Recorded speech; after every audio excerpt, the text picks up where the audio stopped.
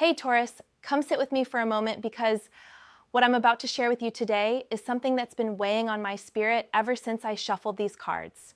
You know that feeling when you just know something important is happening in the energy around you?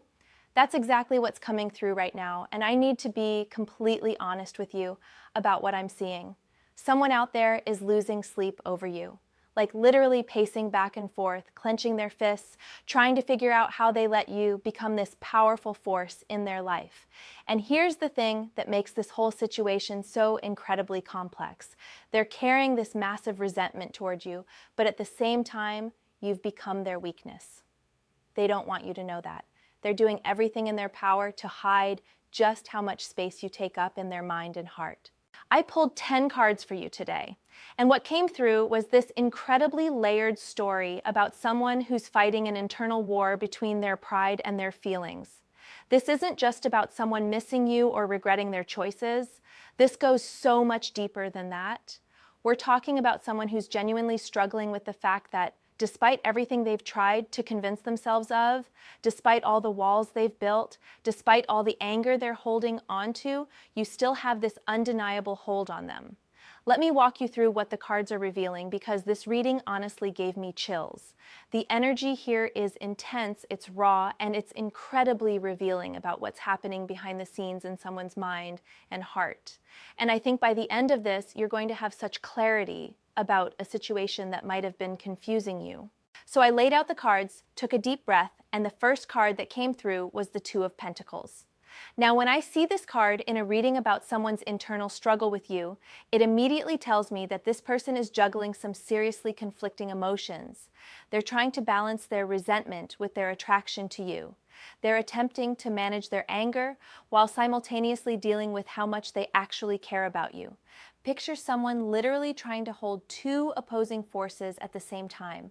One hand is holding all their frustration, their wounded pride, their determination to not let you affect them anymore. The other hand is gripping tightly to all these feelings they have for you that they can't seem to shake. And they're desperately trying to keep both of these things in the air without dropping either one. It's exhausting for them, absolutely draining.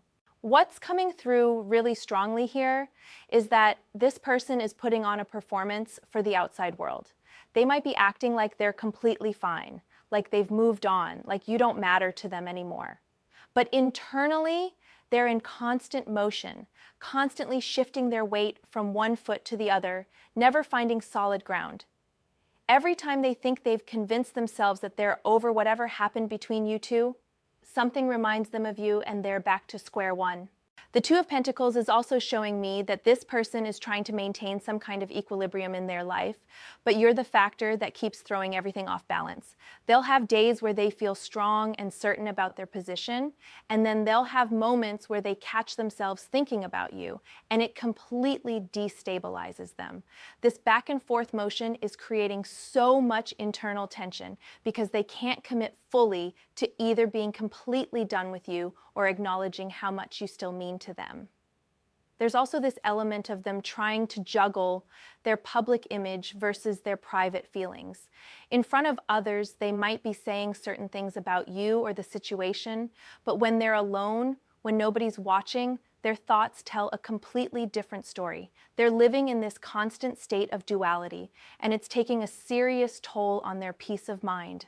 What I find really interesting about the Two of Pentacles showing up first is that it's revealing just how much mental and emotional energy this person is expending trying to maintain this balancing act. They're not just casually thinking about you now and then.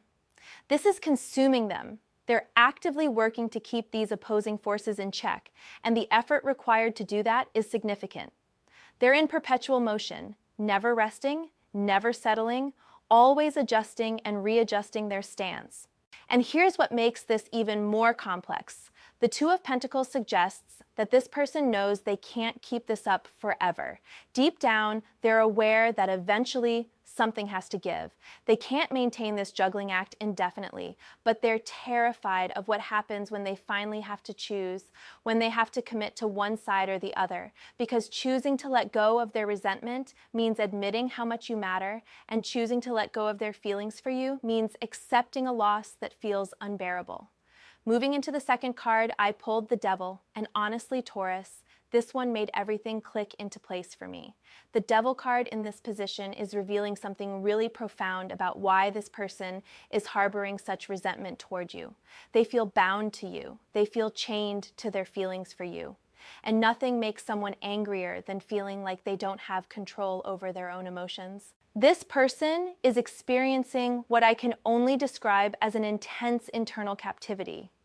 You've become this force in their life that they can't seem to escape from, and it's driving them absolutely crazy. They want to be free from thinking about you, free from caring about what you're doing, free from wondering about you, but every time they try to break free, they find themselves right back in the same mental prison.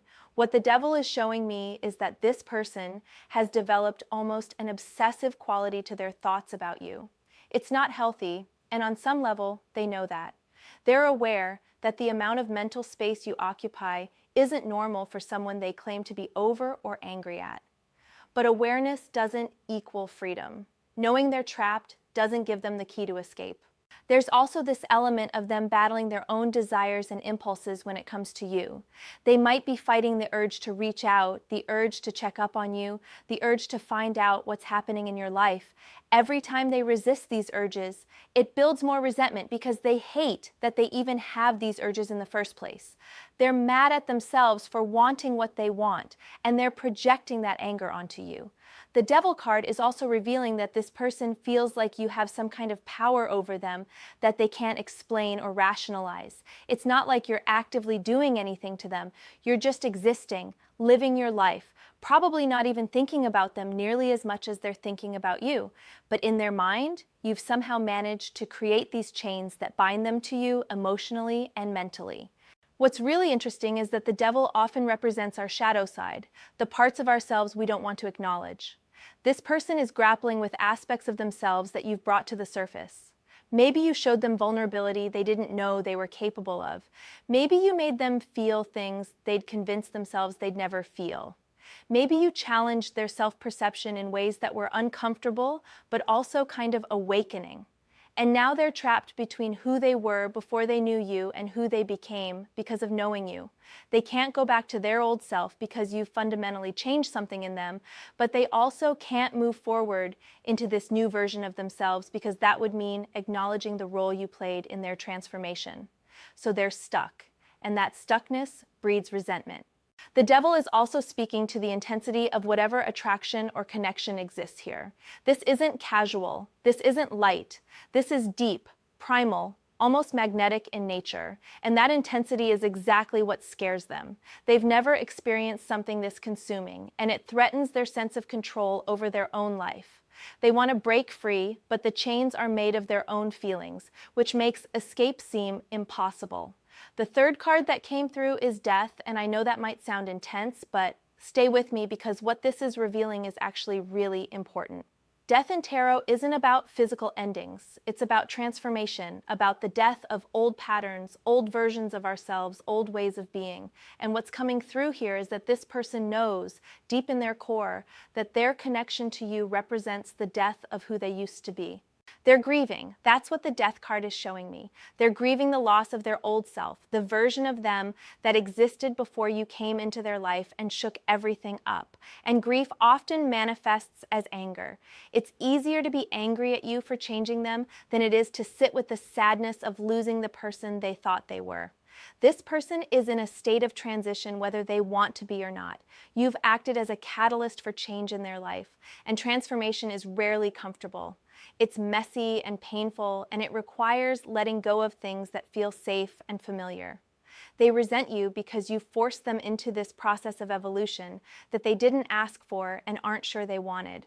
What Death is revealing is that there's no going back for this person. They can try to resurrect their old self. They can try to pretend that knowing you didn't fundamentally alter something in them, but it's impossible. That version of them is gone, dead, transformed into something new. And they're fighting against this reality with everything they have because accepting it means accepting that you've had a permanent impact on their life. The pacing and fist clenching that came through in the initial energy of this reading makes so much sense in the context of the Death card. This person is fighting against an inevitable transformation. They're trying to hold on to something that's already slipping away. They're resisting a change that's already happened. And that resistance creates enormous internal tension and frustration. There's also this element of them being angry at themselves for allowing you to mean this much, for letting you get close enough to change them, for opening up enough that your presence in their life created this kind of shift. The Death card suggests they're dealing with regret, not about you necessarily, but about their own choices to be vulnerable, to care, to let their guard down.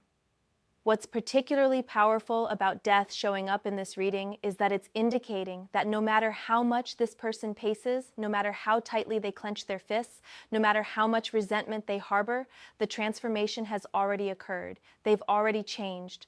The old version of them that existed before you is already gone. All their fighting and resisting is just delaying their acceptance of this new reality. The Death card is also speaking to endings and beginnings. For this person to truly move forward in their life, they need to let the old version of themselves die completely. They need to release their grip on who they were and embrace who they're becoming.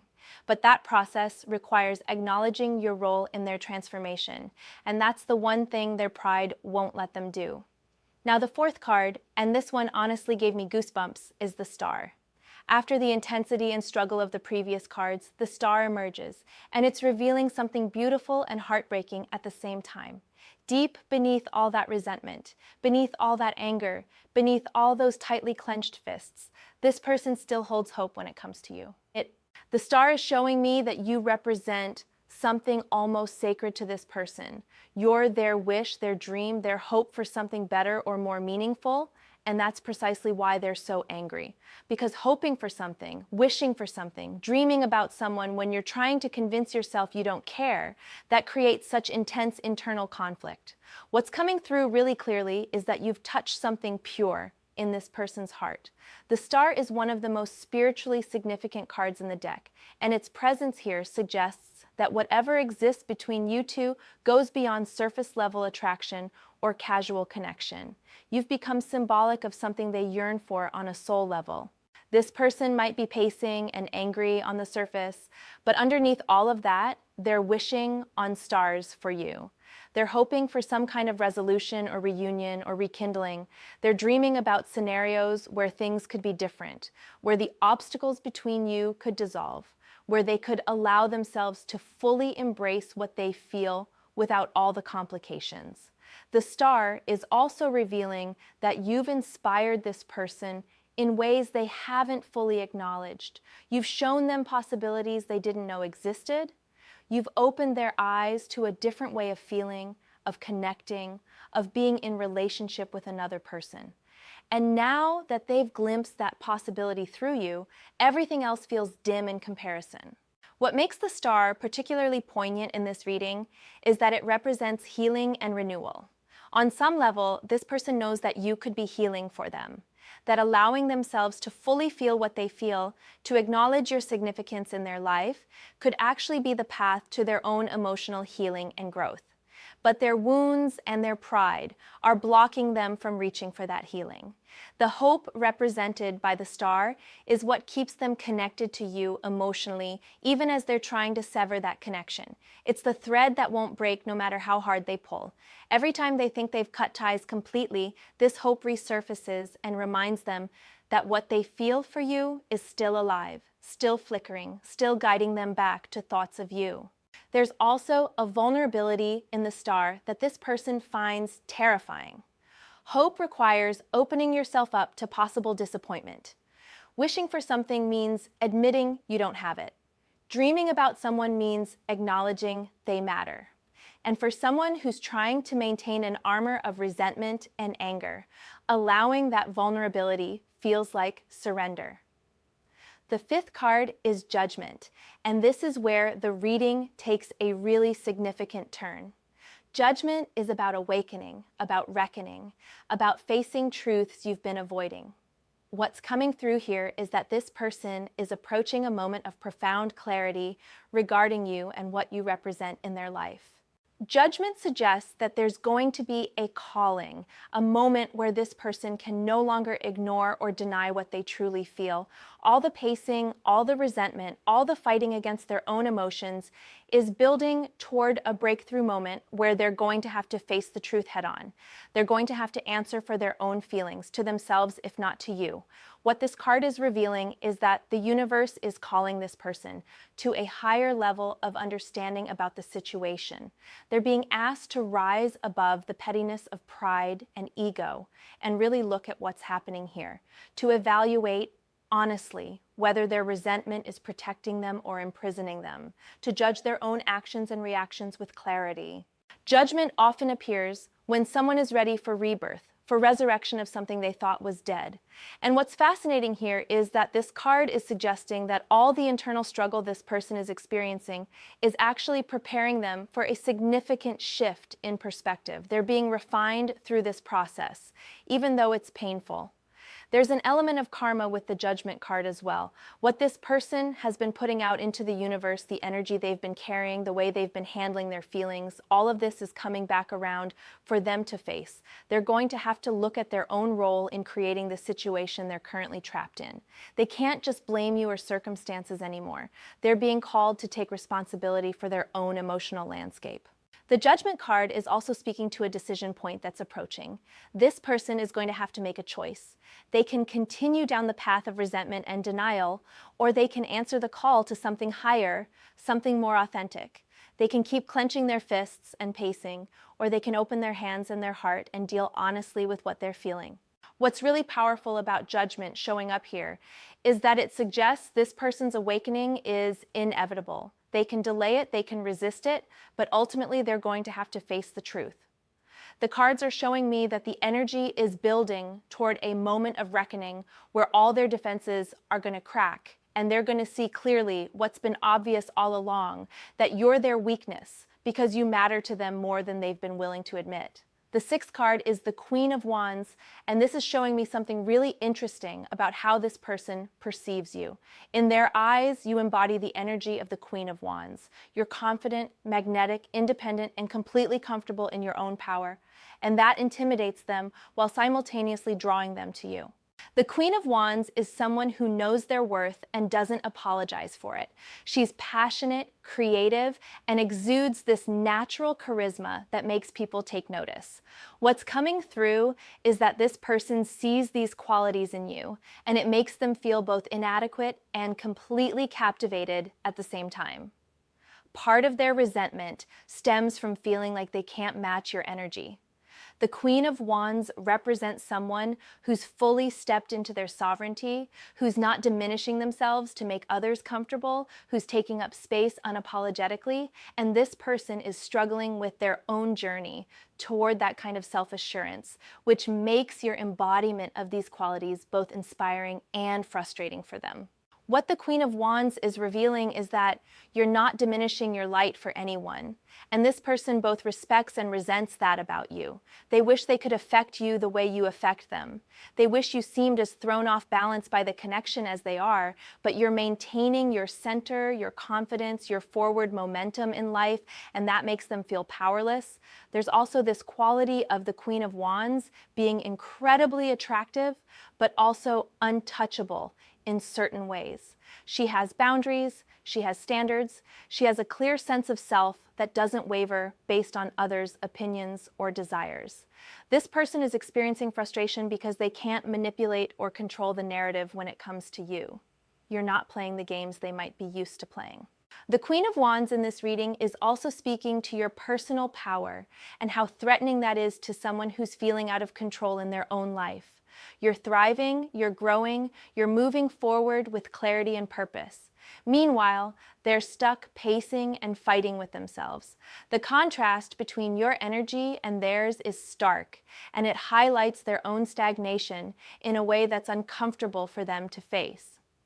What's beautiful about the Queen of Wands appearing in this reading is that it's confirming that you don't need to dim your light or shrink yourself because of someone else's internal struggles. Their resentment isn't about anything you're doing wrong. It's about them not being ready or able to meet you at your level. And that's not your responsibility to fix or accommodate. The seventh card is the Ace of Wands, and this is speaking to the spark, the initial passion, the raw creative and romantic energy that existed or still exists between you two. The Ace of Wands is pure potential. It's the moment when something ignites and everything feels possible and exciting and alive. What's coming through here is that this person can't forget that initial spark. They're holding on to the memory of how it felt when things were new and charged with possibility. That Ace of Wands energy is what they're craving, what they're missing, what they're angry about losing or not being able to fully experience. The Ace of Wands is showing me that there was something genuinely special about the beginning of whatever connection you two shared. It wasn't imagined or one-sided. There was real fire there, real chemistry, real potential for something significant. And this person is haunted by that. They're pacing because they're trying to figure out how something that started with so much promise ended up causing them so much inner turmoil. What's particularly significant about the ace being present in this reading is that aces represent new beginnings, fresh starts, opportunities. And there's a part of this person that's still holding on to the possibility of a new beginning with you. Despite all their resentment, despite all their fighting against their feelings, they're clinging to this seed of hope that maybe there could be another chance, another spark, another opportunity to experience that Ace of Wands energy with you again. The Ace of Wands is also revealing that this person's passion for you hasn't died. It's been suppressed, buried under layers of defensiveness and anger, but it's still there. The spark hasn't been extinguished, it's just been covered up. And that's part of what's making them so frustrated. They wish the passion would just go away so they could move on easily, but instead it keeps flickering back to life every time they think about you. There's a creative and almost destiny-like quality to the Ace of Wands that's worth noting. This card often appears when the universe is trying to get your attention about something important. Something that has potential to grow into something significant if nurtured. This person feels like meeting you was one of those fated moments, and they're angry at themselves for potentially squandering that opportunity or for not being ready when the opportunity presented itself. The eighth card is the Six of Wands, and this is showing me something about how this person perceives your life right now. They see you winning. They see you succeeding. They see you moving forward with confidence and receiving recognition or validation in your life. And it's killing them because they feel like they're standing still while you're progressing. The Six of Wands is the victory card, the card of public acknowledgement and success.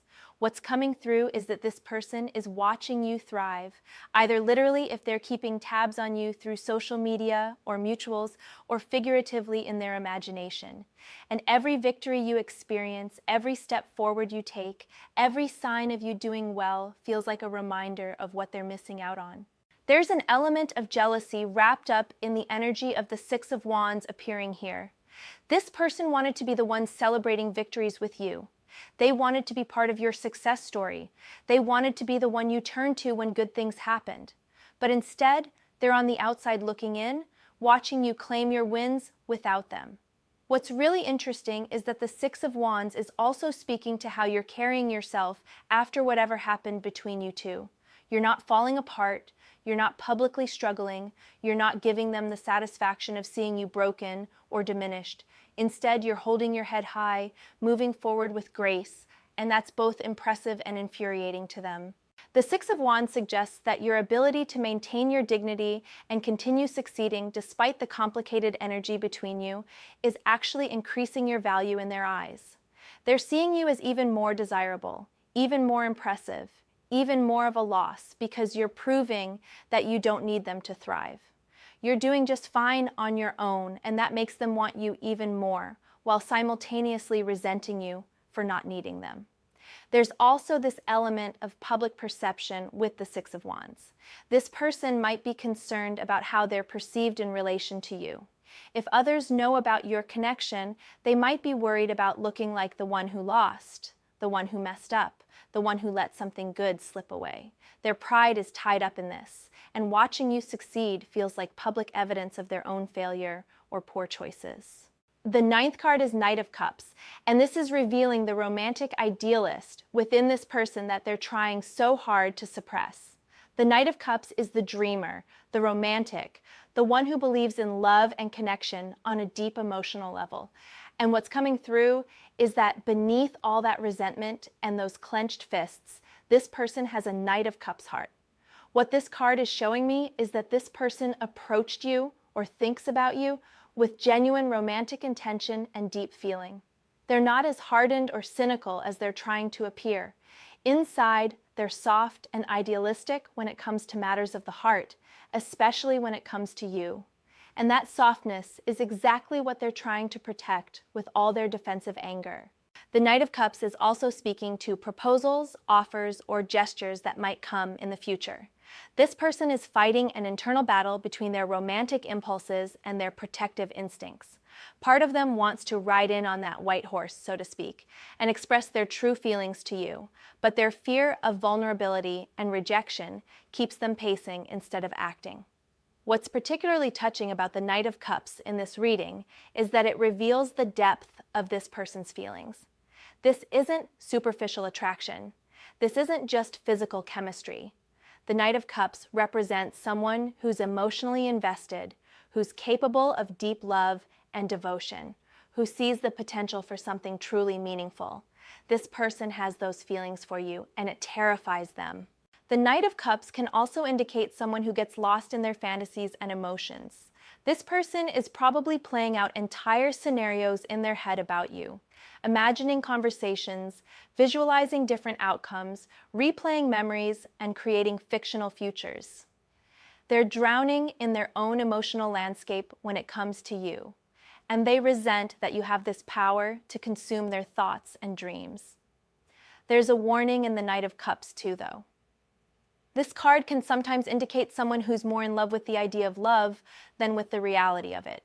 I'm getting the sense that this person needs to examine whether they're in love with you as you actually are, or with their idealized version of what you could be together. That internal examination is part of what's causing them so much turmoil. The 10th and final card in this reading is the Empress. And honestly, Taurus, this is such a powerful card to end on. The Empress represents abundance, nurturing, fertility, and creative power. What's coming through here is that this person sees you as someone who embodies these qualities, and more importantly, they see the potential for creation and growth with you. The Empress is showing me that this person recognizes you as someone who could nurture and grow something beautiful with them. Whether that's a relationship, a partnership, a family, or just a deep, meaningful connection, they see that potential with you. And that potential is both alluring and scary because it represents vulnerability and commitment on a level they're not sure they're ready for. What's really significant about the Empress ending this reading is that it speaks to fertility and the creation of new life, new projects, new realities. This person is struggling with the idea that being with you could mean the birth of an entirely new chapter of their life. A chapter where they're different, where they're more open, where they're building something substantial with someone else. And that possibility both excites and terrifies them. The Empress also represents unconditional love and acceptance. There's a part of this person that recognizes you could offer them that kind of nurturing, accepting energy. They sense that you could be someone who sees them fully and loves them anyway. But accepting that kind of love requires dropping all their defenses, and they're not sure they're brave enough to do that. What the Empress is revealing at the end of this journey through the cards is that beneath all the resentment, beneath all the anger, beneath all the fighting and pacing and clenched fists, this person recognizes that you represent something abundant and life-giving in their world. You're not just a source of frustration for them. You're also a source of potential joy, growth, and deep fulfillment if they could just get out of their own way and allow it. So Taurus, after walking through all 10 of these cards, what becomes crystal clear is that you're dealing with someone who's at war with themselves, not really with you. They're fighting their own feelings, battling their own vulnerability, resisting their own transformation. You've become their weakness, not because you've done something wrong or manipulative, but because you've touched something real in them, something they weren't prepared to feel. This person is pacing because they can't find peace with their own emotions. They're clenching their fists because they're trying to hold on to control in a situation where they feel completely out of control. They harbor resentment because it's easier than admitting how much they care. And they don't want you to know you're their weakness because that would require a level of honesty and vulnerability that feels dangerous to them. But here's what you need to understand. Their internal struggle isn't your burden to carry. Their inability to face their own feelings isn't something you need to fix or accommodate. You showed up as your authentic self, embodying that Queen of Wands energy, and if that triggered a crisis of identity and emotion in someone else, that's their journey to navigate. The cards are showing me that this person is heading toward a moment of awakening, whether they want it or not. The Judgment card is calling them to face the truth. The transformation indicated by death is already happening. The hope represented by the star keeps pulling them back toward thoughts of you. Eventually, something is going to have to give. They can't maintain this internal war forever. What happens next is really up to them. They can continue fighting against themselves and projecting that fight onto you through their resentment. Or they can answer that call to something higher, face their feelings honestly, and deal with their emotions like a mature adult. The Knight of Cups and the Empress suggest there's potential for them to choose vulnerability and authenticity. But the Devil and the Two of Pentacles show they're still very much trapped in their own resistance. Your role in all of this is simply to continue being yourself. Keep embodying that Queen of Wands energy. Keep claiming your victories as shown in the Six of Wands. Keep nurturing your own growth and abundance as represented by the Empress. Don't dim your light because someone else is struggling with their own shadows. Their weakness when it comes to you is about their capacity for deep feeling, and that's actually not a bad thing, even though they're treating it like a curse. If this person ever gets to the point where they can drop their defenses and be honest about what they feel, that's when real communication can happen. But until they do their own internal work, until they face their own truth, they're going to keep pacing and clenching their fists and harboring resentment while secretly being consumed by thoughts of you. I hope this reading brought you some clarity about what might be happening in the energy around you. Sometimes understanding that someone's anger toward us is actually about their own internal conflict can help us take things less personally and maintain our own peace. You're not responsible for managing someone else's emotional journey, Taurus. You just keep being the powerful, radiant, thriving person you are.